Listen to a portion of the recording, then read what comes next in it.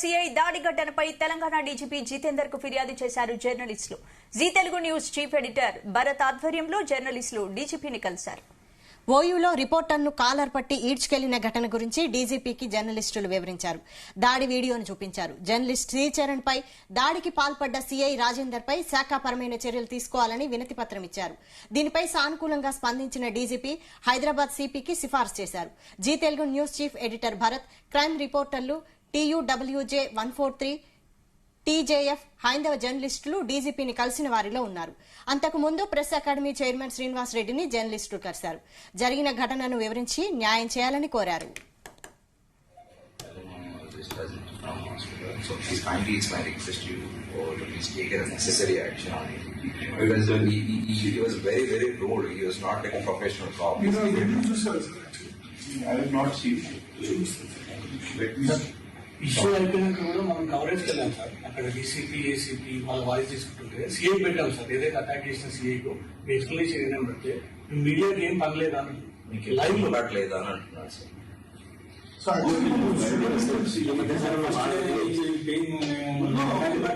కూడా కొంచెం media department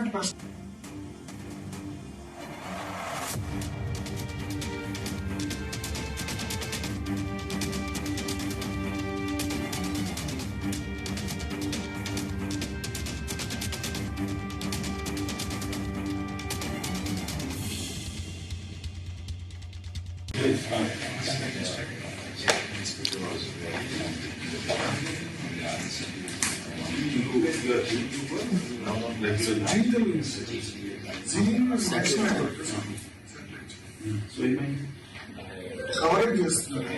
students bikes తీసుకుంటారు. అది సార్ నేను జర్నలిస్ట్ అన్నా కూడా నాకు కాలర్ పట్టుకుని తోసేస్తారు. నాకు ఇక్కడ మైనర్ ఇంజరీస్ అయ్యాయి.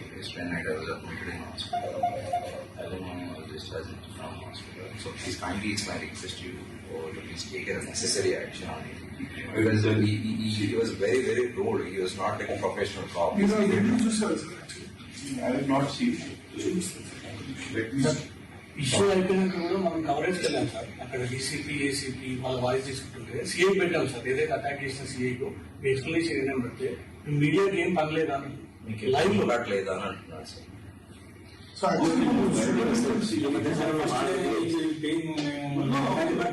కూడా కొంచెం media department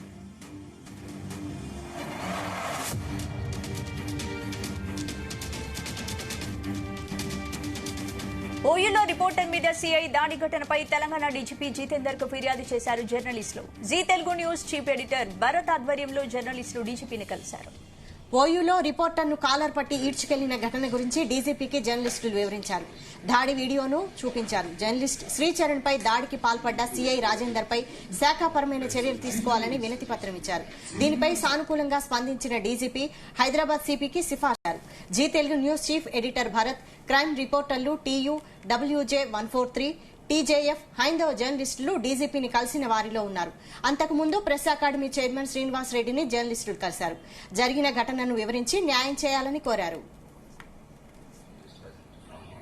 So please kindly it's my request to you to please take a necessary action on it. Because he was very, very rude. He was not like a professional cop. You know, when you just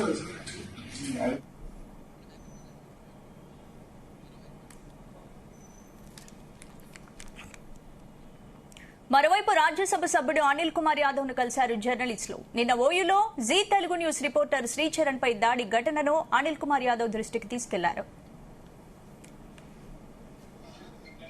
వరుసగా 3 రోజులుగా హైదరాబాద్ పోలీసులు చేస్తున్న దాడుల గురించి అనిల్ కుమార్ యాదవ్ కు representation ఇచ్చారు. అయితే శ్రీచరణ్ ఘటనపై ఎంక్వైరీ వేసి పోలీసులపై చర్యలు తీసుకునే విధంగా హైదరాబాద్ సిపితో మాట్లాడతానని హామీ ఇచ్చారు అనిల్ కుమార్ యాదవ్. లోపల తీసుకొని కొట్టి మళ్ళా చేసి అంటే క్లియర్ ఎక్స్ప్లెయిన్ చేసినా కూడా చేసుడు అంటే ఎవరు ఆడారు సార్, ఎవరిది ఏందని తెలుస్తుంది. మన రిపోర్టర్లు ఇక్కడ ఒకటి అయింది, బల్కంపేట దగ్గర అయింది, మినిస్టర్ ఈవెన్ మీరు పోయినప్పుడు కూడా అక్కడ నేను బల్కంపేట అంటే వరుసగా 3 రోజుల నుంచి జర్నలిస్ట్ పోలీసులు కావాలని కంటిన్యూ నార్మల్ పబ్లిక్ కావాలి పాత వాసనలు పోలేదు, వాళ్ళకి పాత వాసనలు పోలేదు, పాత సిస్టమే కంటిన్యూ చేస్తారు. ఇంకా వాళ్ళ సిస్టమ్ లో మార్పు రాలేదు. ఎన్ని రోజులు అయిపోయినా కానీ అదే పోలీసులు ట్రాన్స్ఫర్ కాకుండా ఆఫీసర్లు అదే ఉన్నారు. అంటే గవర్నమెంట్ బదలం చేయడానికే వీళ్ళు స్టార్ట్ చేస్తున్నారు అట్లా. ఆ టీం ఇదే అంశానికి సంబంధించి పూర్తి అప్డేట్స్ మా క్రైమ్ బ్యూరో చీఫ్ రవితేజ అందిస్తారు. రవితేజ, జీ న్యూస్ రిపోర్టర్ శ్రీచరణ్ పై జరిగినటువంటి దాడికి సంబంధించి రాత్రి వరకు కూడా ఉస్మానియా పోలీస్ స్టేషన్ ఆవరణలో బైఠాయించి జీటీవీ ప్రతినిధులతో పాటు స్థానిక రిపోర్టర్లు, క్రైమ్ రిపోర్టర్లు, జర్నలిస్ట్ సంఘాలు, హైందవ సంఘాలందరూ కూడా అక్కడికి చేరుకుని శ్రీచరణ్ పై దాడి ఘటనకు సంబంధించి ఇమీడియట్ గా పోలీసులపై ఎలాంటి యాక్షన్ తీసుకుంటారో స్పాట్ లో తెలియజేయాలి, దానిపైన పోలీసులు వివరణ ఇవ్వాలంటూ కూడా జర్నలిస్ట్ సంఘాలు రాత్రి 11 గంటల వరకు కూడా తీవ్ర స్థాయిలో ఆందోళన చేపట్టాయి. ఎక్కడ కూడా పోలీసులు సిఐ రాజేందర్ పైన యాక్షన్ తీసుకుంటున్నాము, రిపోర్ట్ తయారు చేశాము, ఎంక్వైరీ వేస్తా ఉన్నామంటూ కూడా స్పష్టంగా ఇప్పటి వరకు పోలీసులు ఆ విషయాన్ని తెలియజేయలేకపోయారు. రెండో రోజు ఈ రోజు ఉదయం ముందుగా రాజ్యసభ సభ్యుడైనటువంటి అనిల్ కుమార్ యాదవ్ ని కలిసి హైదరాబాద్ లో, తెలంగాణలో పోలీసులు అవలంబిస్తున్నటువంటి తీరు, జర్నలిస్టుల పట్ల వారు వ్యవహరిస్తున్నటువంటి తీరు, ఎంత దౌర్జన్యంగా పోలీసులు వ్యవహరిస్తా ఉన్నారు. ఓయూ క్యాంపస్ ఇప్పుడు కాదు, గత బీఆర్ఎస్ ప్రభుత్వం కాదు, కొన్ని ఏళ్ల తరబడి గతాల్లో ప్రభుత్వం అధికారంలో ఉన్నప్పుడు కూడా విద్యార్థులకు ఏ సమస్యలు వచ్చినా, ఎలాంటి సమస్యలు వాళ్ళు ప్రభుత్వం దృష్టికి తీసుకెళ్లాలంటే కూడా మధ్యవర్తిగా ఒక రథసారథిగా ఉన్నటువంటి మీడియా, ఆ మీడియాపై అణిచివేసేటువంటి ప్రయత్నాలు చేస్తా ఉన్నారు. కనీసం 10 ఏళ్ల ప్రత్యేక తెలంగాణ రాష్ట్రం కోసం పోరాటం చేసినప్పుడు కూడా తెలంగాణ ఉద్యమ టైంలో కూడా ఇంత దారుణంగా జర్నలిస్టులపైన దాడులు చేయలేదు, ఇంత దారుణంగా ఈడ్చుకెళ్లి కాలుబూటుతో తన్ని లోపడేసి తొక్కి ఇష్టం ఉన్నట్టుగా ఒంటిపైన గాయాలు చేసి లాఠీ చార్జ్ జులిపించినటువంటి పరిస్థితి కాంగ్రెస్ ప్రభుత్వం ఏర్పడిన తర్వాత ఓయూలో ముఖ్యంగా జర్నలిస్టులకు రక్షణ లేకుండా పోయింది. రాష్ట్ర వ్యాప్తంగా జర్నలిస్ట్ సంఘాలకు, జర్నలిస్టులకు రక్షణ లేకుండా పోయింది. బల్కంపేట ఎల్లమ్మ టెంపుల్ దగ్గర మహిళా జర్నలిస్టులపైన అసభ్యంగా ప్రవర్తించడము, మొన్నటికి మొన్న ముట్టడి పిలుపునిస్తున్నటువంటి అంశాలని కవరేజ్ చేస్తున్నటువంటి ఒక ప్రైవేట్ ఛానల్ రిపోర్టర్ పై అరెస్టు చేసి అతన్ని లాక్కెళ్లే ప్రయత్నం చేయడము. నిన్న శ్రీచరణ్ బాధ్యతగా అక్కడ ఓయూలో ఏం జరుగుతా ఉంది, ఓయూలో ఇంతమంది విద్యార్థులు ఎందుకు రోడ్డుపైకి వచ్చి ఆందోళన చేస్తా ఉన్నారు, అసలు వాళ్ళ నినాదం ఏంటి, వాళ్ళ గలం వినిపించడానికి ప్రయత్నం చేసి ఒక బాధ్యత గల జర్నలిస్ట్ అక్కడికి వెళ్లి కవరేజ్ చేస్తూ ఉండగా సిఐ రాజేందర్, ఆయన టీం మెంబర్స్ అందరూ కూడా బలవంతంగా వచ్చి ఓయూలో మీడియా వార్తలు వేయకూడదు, ఓయూలో వార్తలు వేయాలంటే పోలీసుల ఆదేశాల ప్రకారంగానే వేయాలి, పోలీసులు ఇచ్చినటువంటి వార్తలే వేయాలి, మీరు అనుమతి లేకుండా ఉస్మానియా క్యాంపస్ కి ఎలా వస్తారని ఒక కన్వర్సేషన్ సిఐ మన కొలీగ్ శ్రీచరణ్ తో మాట్లాడినటువంటి అంశం కూడా అక్కడ తోటి జర్నలిస్టులు, తోటి పోలీస్ అధికారులు, విద్యార్థి సంఘాలు అందరూ కూడా అందరి సమక్షంలో అత్యంత దారుణంగా శ్రీచరణ్ ఈడ్చుకెళ్లడం జరిగింది. ఉదయం రాజ్యసభ సభ్యుడిగా ఉన్నటువంటి అనిల్ కుమార్ యాదవ్ కు ఒక రిప్రజెంటేషన్ ఇచ్చి, మీ కాంగ్రెస్ ప్రభుత్వం అధికారంలోకి వచ్చిన తర్వాత పోలీసుల తీరు మారట్లేదు, పోలీసులు జర్నలిస్టులనే టార్గెట్ గా చేసుకుని వాళ్ళపైన కక్ష పెట్టుకుని కావాలనే దాడులకు పాల్పడతా ఉన్నారు, ఇది ప్రభుత్వం దృష్టికి తీసుకెళ్లండి, పోలీసులు చేసేటువంటి ఈ చర్యలు, ఈ ఇల్లీగల్ ఏవైతే దాడులకు పాల్పడతా ఉన్నారో అది వారి ఇష్టపరంగా చేస్తా ఉన్నారా, ప్రభుత్వ ఆదేశాల ప్రకారంగా జరుపుతా ఉన్నారా, దీనిపై ప్రభుత్వం దృష్టికి తీసుకెళ్లండి అంటే కూడా అనిల్ కుమార్ యాదవ్ దీనిపై సానుకూలంగా స్పందించి కమిషనర్ తో మాట్లాడి సిటీ పోలీస్ కమిషనర్ కి జరిగినటువంటి ఇష్యూ పైన ఎంక్వైరీ వేసి ఎవరు తప్పైనట్టుగా తేలితే ఖచ్చితంగా పోలీసుల మీద యాక్షన్ తీసుకునే విధంగా కమిషనర్ తో మాట్లాడడంతో కూడా హామీ ఇవ్వడం జరిగింది. తర్వాత హైదరాబాద్, తెలంగాణలో జర్నలిస్టులకు ఏ సమస్య వచ్చినా, జర్నలిస్టులకు ఏ ఆపద వచ్చినా, జర్నలిస్టులకు ఎలాంటి అక్రమ కేసులు పెట్టినా ప్రెస్ అకాడమీకే వెళ్లి వాళ్ళ గోడును వినిపించుకోవాలి. కాబట్టి ప్రెస్ అకాడమీ చైర్మన్ అక్కడ శ్రీనివాసరెడ్డి గారిని కూడా కలిసి, జీ ఎడిటర్ చీఫ్ నేతృత్వంలో జీ ఎంప్లాయీస్ అందరూ కూడా కలిసి, సార్ తెలంగాణలో కాంగ్రెస్ ప్రభుత్వం వచ్చిన తర్వాత రక్షణ లేకుండా పోతా ఉంది, మీడియా అకాడమీ ప్రెస్ చైర్మన్ గా మీరున్న తర్వాత కూడా ఈ రకమైనటువంటి దాడులు జరుగుతూ ఉన్నాయి, ఇటు మీరు మీడియా వైపు ఉండాల్సిందే, అటు ప్రభుత్వం చెప్పిన విధంగా ప్రభుత్వానికి కూడా మీరు ఒక రథసారథిగా ఉన్నారు, ప్రభుత్వానికి కూడా మీరు రిప్రజెంటేటివ్గా ఉన్నారు, కాబట్టి మా సమస్యలన్నీ కూడా ప్రభుత్వం దృష్టికి తీసుకెళ్లండి. నిన్న జరిగినటువంటి దాడికి సంబంధించి అన్ని వీడియోలు శ్రీనివాసరెడ్డి ప్రెస్ అకాడమీ అధికారికి ఆ విషయాలన్నీ కూడా తెలియజేస్తూ అవన్నీ కూడా ప్రదర్శించాము. తను కూడా జరిగినటువంటి పాత జ్ఞాపకాలన్నీ కూడా గుర్తు చేసుకుంటూ పోలీసులు ఎలా అనుసరిస్తారు, ఎలా వ్యవహరిస్తారు, ఓయూ యూనివర్సిటీలో పోలీసులు అంతమంది మోహరించడానికి గల కారణాలు ఏంటి అంటూ కూడా ఆ వివరాలన్నీ కూడా జర్నలిస్ట్ సంఘాలు, జీ న్యూస్ రిప్రజెంటేటివ్స్ అంతా కూడా ఆ విషయాన్ని తెలియజేయడం జరిగింది. ఖచ్చితంగా నేను ప్రభుత్వం దృష్టికి తీసుకెళ్లానంటూ కూడా హామీ ఇవ్వండి. అనంతరం తెలంగాణ రాష్ట్ర డీజీపీ నిన్న జితేందర్ కి బాధ్యతలు అప్పగిస్తూ రవిగుప్తాకు బదిలీ చేస్తూ జితేందర్కు బాధ్యతలు అప్పగించడం జరిగింది. జితేందర్ ఛార్జ్ తీసుకున్న తర్వాత మొట్టమొదటి కంప్లైంట్ జర్నలిస్టులకు రక్షణ కల్పించండి, జర్నలిస్టుల కుటుంబాలకు రక్షణ ఇవ్వండి, జర్నలిస్టులకు రక్షణ కల్పించండి. అక్రమ కేసులు పెడతా ఉన్నారు, ఇష్టానుసారంగా దాడులు చేస్తా ఉన్నారు, దూషిస్తా ఉన్నారు, లాఠీ జులిపిస్తా ఉన్నారు, అవసరమైతే తీసుకెళ్లి వేరే ప్రాంతాల్లో నిర్బంధించి కిడ్నాప్ చేసేటువంటి ప్రయత్నాలు కూడా చేయబోతా ఉన్నారేమో అని కూడా ఆ విషయం డీజీపీ దృష్టికి తీసుకెళ్లారు. ఒక రిప్రజెంటేషన్ లో నిన్న జరిగినటువంటి ఘటన అంతా కూడా ఎక్స్ప్లెయిన్ చేస్తూ పోలీసులు వ్యవహరించినటువంటి తీరు వీడియోనంతా కూడా డీజీపీకి అందరి సమక్షంలోనే దాన్ని చూపించి ఇంత దారుణంగా వ్యవహరించారు. లక్షలాది మందిగా జీ న్యూస్ ఛానల్ ప్రసారం చూస్తున్నటువంటి టైంలో ఘటన జరిగిన తర్వాత పోలీసుల ఎక్స్ప్లెనేషన్కి అక్కడ వెళ్ళినప్పుడు సిఐ దగ్గరికి వెళ్ళి ఎందుకు ఇలా బిహేవ్ చేస్తూ ఉన్నారు అడిగినప్పుడు మీడియాకు పనిపాట లేదా అంటూ కూడా తను ఏదైతే ఒక తప్పుడు స్టేట్మెంట్ ఇచ్చాడో అక్కడ ఏ రకంగా పోలీసుల తీరు, పోలీసుల జులుం కొనసాగుతుంది ఉస్మానియా క్యాంపస్లో అనేదే ఎగ్జాక్ట్ నిన్న జరిగినటువంటి ఆ లైవ్ ఆ స్టేట్మెంటే ఉదాహరణ కిందకి తీసుకొని విద్యార్థులను ఎంత సమస్యలకు గురి చేస్తా ఉన్నారు. ఒక బాధ్యత గల 4th ఎస్టేట్ పిల్లర్ గా అనుకున్నటువంటి మీడియాలోనే ఇంత దారుణంగా వీళ్ళు మీడియా పట్ల వ్యవహరిస్తా ఉన్నారంటే సాధారణ పబ్లిక్ ని, ఓయూ విద్యార్థులని రోజుగా ఎంతగా అణచివేస్తా ఉన్నారు, ఎన్ని కేసులు పెడతా ఉన్నారు, ఎన్నిసార్లు దాడులు చేస్తా ఉన్నారు అనేది మాత్రం అనుమానాలను వ్యక్తం అవుతా ఉన్నాయి. ఈ రోజు రిప్రజెంటేషన్ చేసినటువంటి అందరూ అధికారులు, పోలీసు ఉన్నతాధికారులు, ప్రెస్ అకాడమీ చైర్మన్, తర్వాత రాజ్యసభ సభ్యులైనటువంటి అనిల్ కూడా ప్రభుత్వం దృష్టికి తీసుకెళ్లి ఇప్పటికైనా తెలంగాణ రాష్ట్రంలో పోలీసులు వ్యవహరిస్తున్నటువంటి తీరులో మార్పు రావాలి, గౌరవాన్ని ఇవ్వాలి, ఆ గౌరవాన్ని తీసుకోవాలి. జర్నలిస్ట్ అని చెప్పిన తర్వాత కూడా అంత దారుణంగా ఈడ్చుకెళ్లాల్సినటువంటి అవసరం ఏంటి? రవితేజ, ఇప్పుడు ఒక జర్నలిస్ట్ గా శ్రీచరణ్ తన బాధ్యత నిర్వర్తించాడు. మరి మీడియా ముఖంగా మనం అందరం చూస్తూనే ఉన్నాము, అన్యాయంగా శ్రీచరణ్ పై దాడి చేయడం జరిగింది సిఐ. మరి ఏంటి, ఎంపీ అనిల్ కుమార్ ని కలిశారు, అలాగే డీజీపీ జితేందర్ ని జర్నలిస్టులు అందరూ కలిసి వినతి పత్రం ఇచ్చారు. కాబట్టి ఏంటి వాళ్ళ నుంచి ఎలాంటి వాదా వచ్చింది, మరి సిఐ పై ఎలాంటి చర్యలు తీసుకునే అవకాశం ఉంది?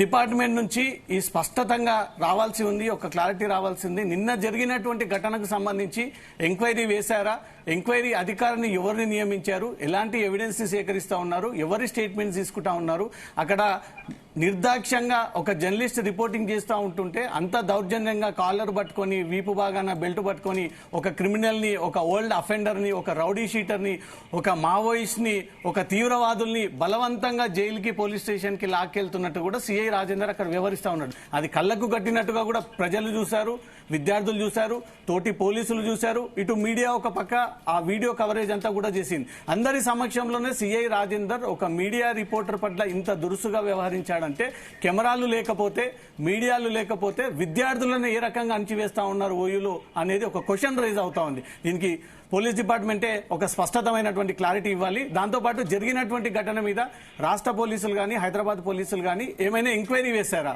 ఎంక్వైరీలు వేస్తే ఎవరు ఆఫీసర్ బాధ్యత ఏర్పాటు చేసుకొని ఆ ఎంక్వైరీలో ఏం తేలింది, ఎవరు తప్పని తేలింది, సిఐ రాజేందర్ ఒకవేళ తప్పైందని తేలితే నిన్నటికి ఈ రోజుకి 24 గంటలు కావస్తున్నా సిఐ రాజేందర్ పైన ఎందుకు చర్యలు తీసుకోవట్లేదు పోలీస్ డిపార్ట్మెంట్ అనేది జర్నలిస్ట్ సంఘాలు ఈ రోజు క్వశ్చన్ చేస్తూ డీజీపీకి ఒక రిప్రజెంటేషన్ ఇవ్వడం జరిగింది. డీజీపీకి చాలా క్లియర్ గా, స్పష్టంగా ఆ వీడియోలు, జరిగినటువంటి తీరు, ఘటన, పోలీసులు అనుసరించినటువంటి తీరు, మళ్లీ జీ తెలుగు అక్కడికి వెళ్లి పోలీసుల ఉన్నతాధికారుల యొక్క వివరణ కోరినప్పుడు సిఐ మీడియాకి ఏం పని లేదా అంటూ కూడా ఉన్నతాధికారుల పోలీసుల సమక్షంలోనే అంత ఫిల్టీ లాంగ్వేజ్ యూజ్ చేసి అంత ర్యాష్ గా బిహేవ్ చేశాడంటే ఏ స్థాయిలో ఉన్నారు తెలంగాణ పోలీసులు అనేది కూడా మొత్తం అందరూ కూడా అవాక్కయి, తెలంగాణ ప్రజలంతా కూడా షాక్ లోనైనటువంటి పరిస్థితి ఏర్పడింది. ఉద్యమం టైంలో కూడా పోలీసులు మీడియా పట్ల ఇంత దురుసుగా ప్రవర్తించలేదు. ఇప్పుడు ఎందుకు ఇంత హై పవర్ గా చేస్తా ఉన్నారు? మీడియా పైన ఏవైనా ఇంటర్నల్ గా ఆదేశాలు ఇచ్చారా, లేదా పోలీసులే మొత్తం మీడియాని అనగదొక్కాలి, మీడియాని ఎక్కడికెక్కడ స్టాప్ చేయాలి, ఎక్కడ కూడా ఈ వార్తలు ప్రసారం అవ్వకూడదు, ముఖ్యంగా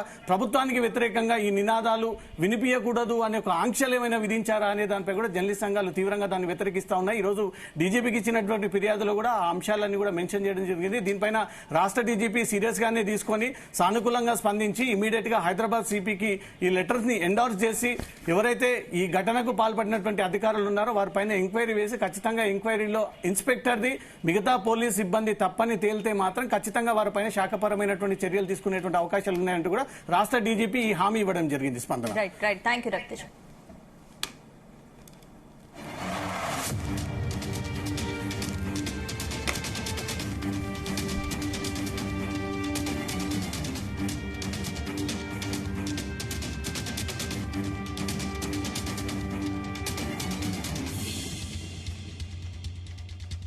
కవరేజ్